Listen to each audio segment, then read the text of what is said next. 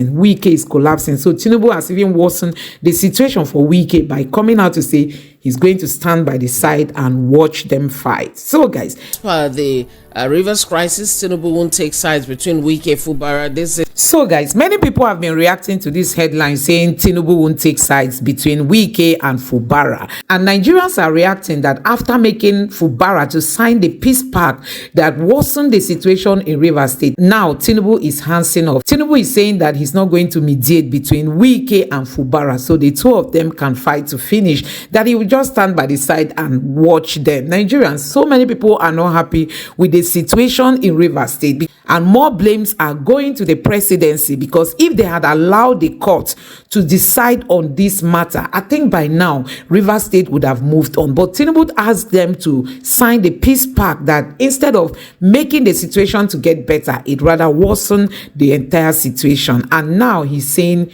he's not going to mediate between the two of them, and that is handsing off in this case. So guys, let me allow you listen to the reaction of Rufai Hussaini on this matter. Take a look at this. After he has scattered everything, now he's saying he doesn't take sides. Tell me. When he told a governor to sign a death warrant in a very nasty deal, he did not know that time.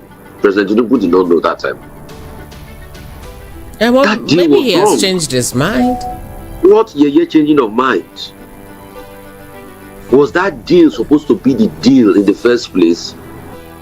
As a president, are you not supposed to stand for your governor? If he was the one that somebody brought that kind of deal to when he was governor of Lagos, will he sign it? At first, as a president, you are supposed to stand with the constitution.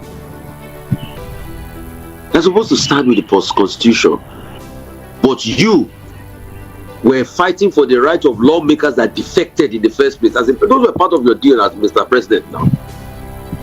Well, you should have stood firm and said, once you defect, but because they defected to your political party and you want political gains in Rivers, you didn't say anything. Now, your deal that you forced the man to sign, it didn't work now. The problem has continued. Now you are trying to wriggle your way out of it by saying, no, I'm not going to put mouth. But why did you put mouth in the first place? Why, I ask? You complicated the matter. Why couldn't you talk to the dramatics personnel Wike and say, okay, let this guy do his administration. His governor is governor. You can't change it. If he was treated like that by somebody, anyway, you couldn't have even treated President Tinubu that way. If he's that one, I will give it to him. He was a man that stood for himself. Even when Obasanjo tried it, he played Obasanjo out. And that's why you see that when all the when PDP were winning all the Southwest states, they didn't win Lagos. I give him his kudos for that. See, me, I'm a empirical analyst. Tinubu is a very good politician, very good tactical politician. Give it to him. You can't deny that. Governance, yes, he has challenges and doing things they ought to do. The country is suffering on it. But that's not political. So you give it to him. But now that he has complicated the matter, now he said he doesn't want to put his hand. But he has complicated the matter now. As a president and a defender of the rule of law, he should have stood for the rule of law. Right. Most of the even allowed them to sign the first were unconstitutional, were anti the constitution. You said you should recognize lawmakers that defected. You as a president, you said that. Then you should go against the constitution. That's why the Rivers elders took him to court in the first place now. So now that it has seen that he has bolted in his face, then he's not trying to back down. No. He has made the mistake in the first place. And let's call it speed the way it has to be said. All right, Rufai, thank you. If he wanted to do it well, your line. He should have told. If he wanted to do it well in the first place and wanted to earn his honor and integrity, he should have told Mr. Wike that Mr. Wike, leave this man. He's already governor. Let him be. You are FCT brother. Focus on your work. That's what a true leader does.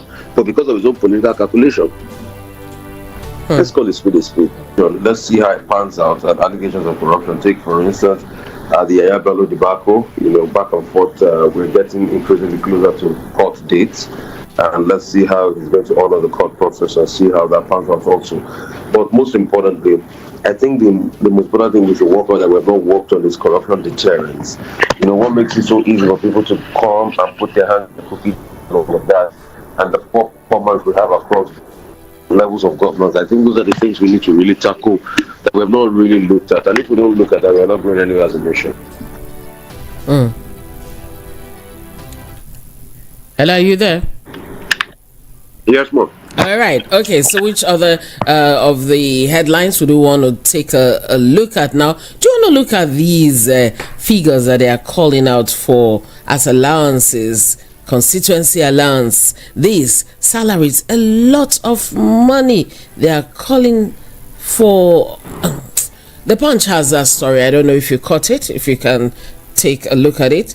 That the federal and state governments earmarked 673.94 billion naira for the national and state assemblies as well as their related agencies in the 2024 budget. A lot of money, yeah? Isn't it shocking that they are marking a lot of money until today?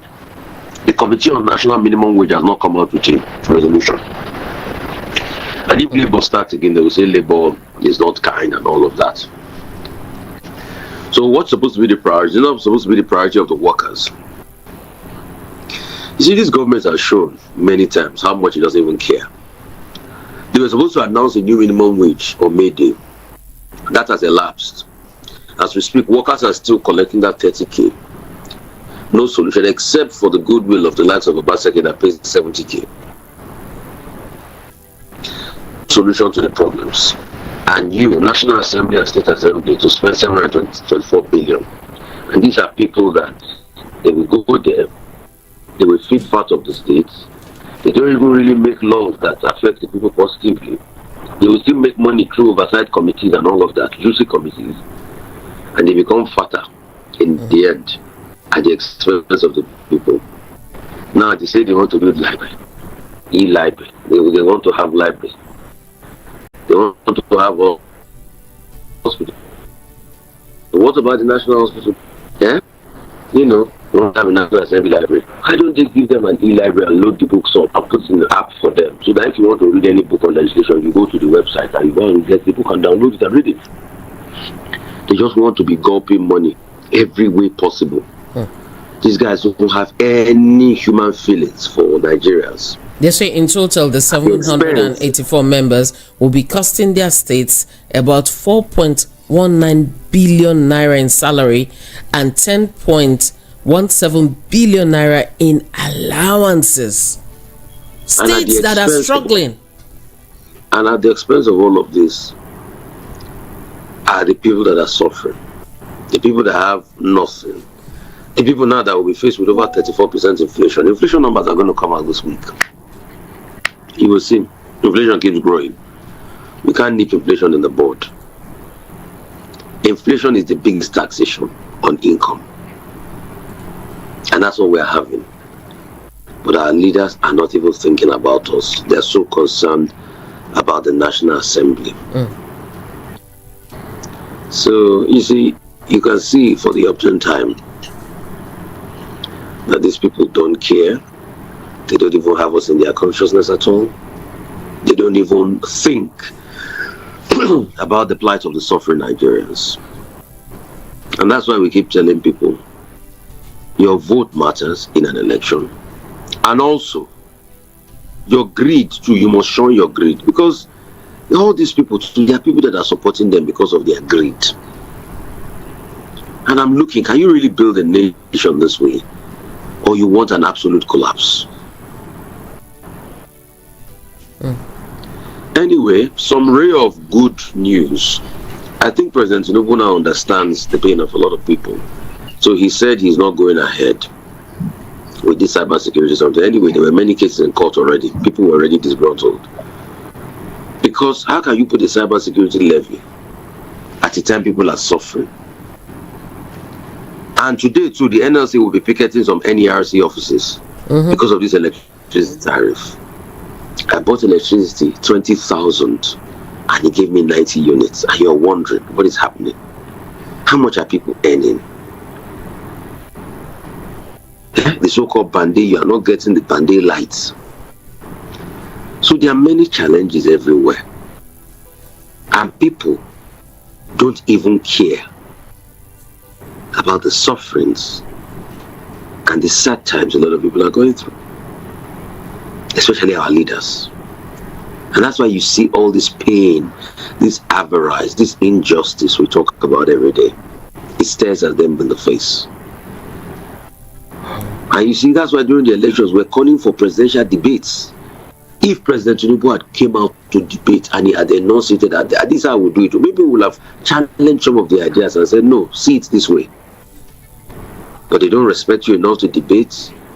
And they will say that debate we go shop, now statistics we go shop. But look at the country now, grinding gradually to a halt. You know, we're telling them about sustainability of the naira. Where's the naira today? It's inching up again to 1,500. The naira has now become one of the worst performing currencies. It's a ding-dong affair now, the volatility. And you see, if there's anything the currency does not want, is volatility. So all the things we told them about are the things that are now happening. Energy prices alone soared by 70%. The cost of manufacturing soared in the first quarter. And you know, when manufacturing costs soars, definitely you're going to have an increase in inflation. Because they will have to augment. They will pass on the cost to you and I. So increasingly, it's now a regime of high cost and high prices of commodities. And like I say, inflation is the greatest tax a poor man pays. So I keep asking this government, which way Nigeria? But they said they have economic eggheads. They should. And if President Tinubu sees that many of his people are not performing, I mean, they should be forthright enough to come out and say it. And you should change them. Today, now, Standard Bank is projecting, $5 billion inflow. That's not enough. Look at the liquidity ratio now, it has dropped. Because, you see, we have increased high bond yields. We have also collected debt on the high bond yields through the open market operation. We have about 1 trillion to pay. So the finances is in a dire strait as we speak today.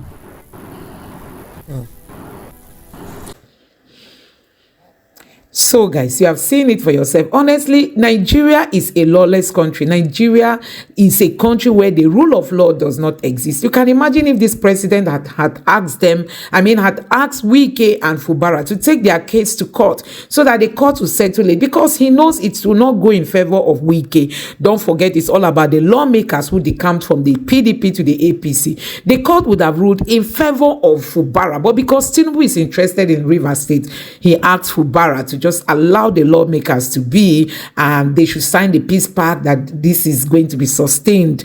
And you can see since then, nothing is being sustained. Instead of these lawmakers to even count it a privilege to have been allowed to remain in that position and to work with Fubara, for the progress of the state. They are rather working against Fubara, throwing the state into more turmoil. So now Fubara has taken his stance, saying that they know that the law does not even recognize them, and also the court has ruled against them. Now they can't even find their grip anymore. Even Wike himself is already collapsing. Wike is collapsing. So Tinubu has even worsened the situation for Wike by coming out to say he's going to stand by the side and watch them fight. So guys, let me know what you think about all this in the comment section below. Please don't forget to subscribe to the channel and turn on the notification bell. Thank you.